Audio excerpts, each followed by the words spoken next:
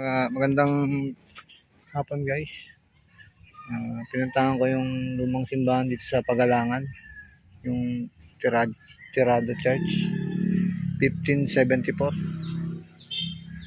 1574 yung daw ito tinayo.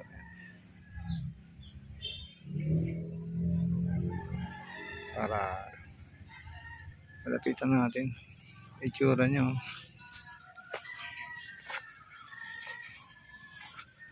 So yung bato niya parang bricks. 1574 daw to.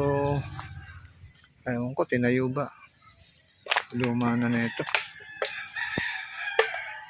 Pero hindi na siya naalagaan.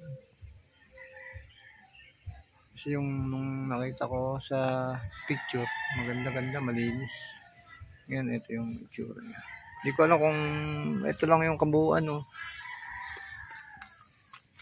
Meron pa dito sa iba. Putin natin dito sa likod. Tirado Church. Antay po. Ayan. Paalam naman ako dito. Tingnan natin pwede. So may katabi siyang bahay. Ayun yung pundasyon dito. Sinubuan lang po. Ikutin natin mamaya doon sa harap. Siguro sobra tagal na rin kasi kaya gumuho na. Tapos hindi na nila nalagaan. Napakasukal na. Hanggang dito lang tayo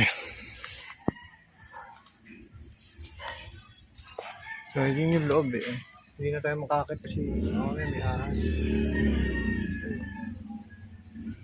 Tapos meron pa rin sa kabila.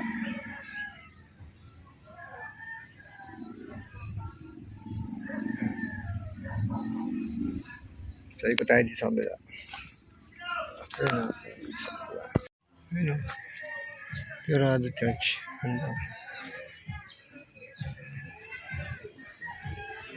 May nakalagay pa dito. May nakasulat dito.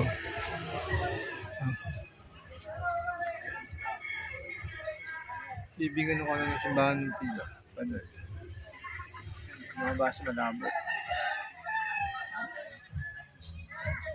Ganda. Tirado Church.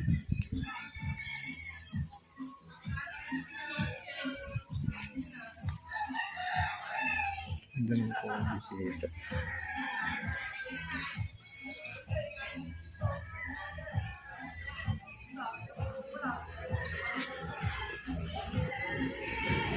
Ayan. Dito yung harap, malapit sa tabing kalsada. Pero ganun din yung itsura niya, parang nakakulong din yung loob. Wala siyang pintuan. Sobra tagal na, hindi natin alam kung ano yung itsura nito, kabuuan na yun. Ang ganda.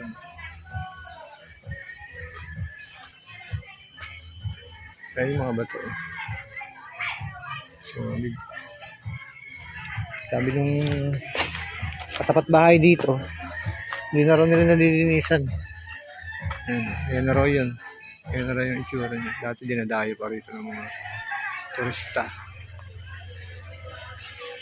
Ngayon hindi na dinadayo.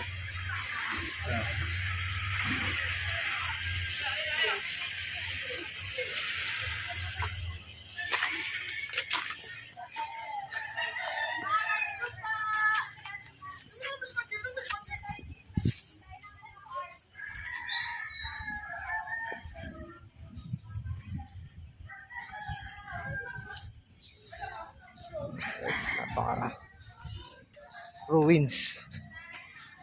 Ayan yung kabuuan niya. So, hindi natin alam kung meron pa dito sa mga lugar na to na part niyan. Tapos nasa tabi siya ng lawa. Ayan lawa dito. Ito yung simbahan. So, yun lang po guys. Maraming pong salamat sa inyong panonood. Hanggang susunod nating uling vlog. Maraming pong salamat.